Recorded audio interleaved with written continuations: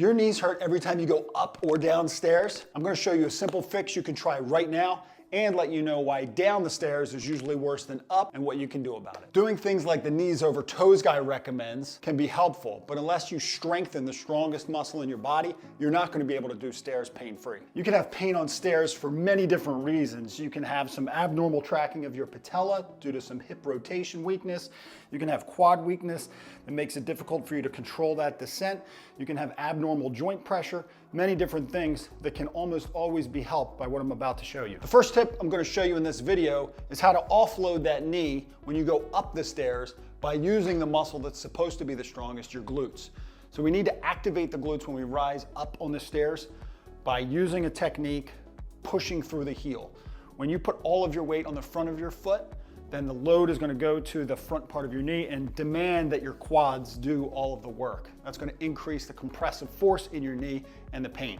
We want the hip to do a lot of the work going up, at least as much as the knee. So when we push through our heel, that forces the glute to work. If you just try it right now and you push up through your heel like you're squashing a bug under your heel, you'll feel your glute activate and there should be less pressure in your knee. Because people are often so weak in their knee, that's actually why they'll lean forward when they try to go upstairs to get their glutes to do more of the work and to get their weight out over their knee. When we see that, it's a telltale sign that we need to do some glute strength. We see a lot of common mistakes like leaning forward too much in the trunk, or not having good control of your femur, your thigh bone, and having that knee track inward. This is one of the reasons why going down can be worse than going up. So if the forward lean tells us we need to work on those glutes and we drive through the heel to do so, what about that inward tracking? If we see that knee tracking inward and causing that compressive force in the kneecap, we know we need to work on that hip rotation to the outside and the hip abductor strength on the outside of the hip.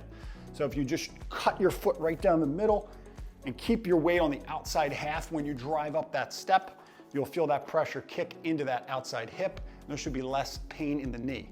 You can combine that with the foot weight through your heel, and when you have those two together, you get a massive amount of hip and outside thigh contribution, so you have less knee pain. A great way to train this muscle is just to hook a band up onto something that can't move, and then you're driving that hip outward, and you can do that, hold it for 5 seconds, make sure that it's enough resistance to give you some work, and then I'll combine that with patience into a step up.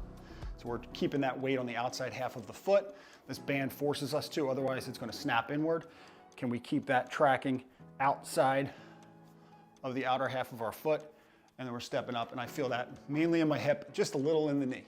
You can also band both of your knees and work on that outward rotation muscle. Hold for 5 seconds, 3 seconds at least, and then try to do a couple sets of 15 a few times a week. That should help increase that hip abduction, hip rotation strength. Now, Tim, you said you'd tell us more about going downstairs and what we can do to help that problem, because I know that's a big issue for folks with knee pain and arthritis. When you go downstairs and your foot is straight, there's really no way to get your hip to do a lot to contribute. So that compressive force goes right into the knee. So we can get the hip to contribute by, number one, we go sideways down, and then our hip can sink backwards. So when our hip can go backwards, it contributes more. When the knee goes forward and the hip goes forward, the knee has to do all the work. So by going sideways, we can now get that hip to help us go down the stairs with less pain. The other alternative is when you're going down, just simply toe out slightly. So if I'm coming down the stairs, instead of being straight, I'm going to toe out quite a bit and allow that knee, which is really the thigh, to drive to the outer half of the foot like we just practiced. And then I'm going to be going kind of diagonal down. More knee pressure than completely side, but it does get some contribution from the hip and should take some pressure off your knee. So if you found those tips help, we want to make sure that we have long-term relief of the pain. And you're going to do so by incorporating some of those knee strengthening things like knees over toes guy shows, that split squat, slant board squat, but you really have to get activation of your glutes with some of the exercises that I demonstrated here in the video. To watch a complete review of Knees Over Toes Guys program, click here. Subscribe to my channel. To help with arthritic and knee pain, to help you live your best, click here.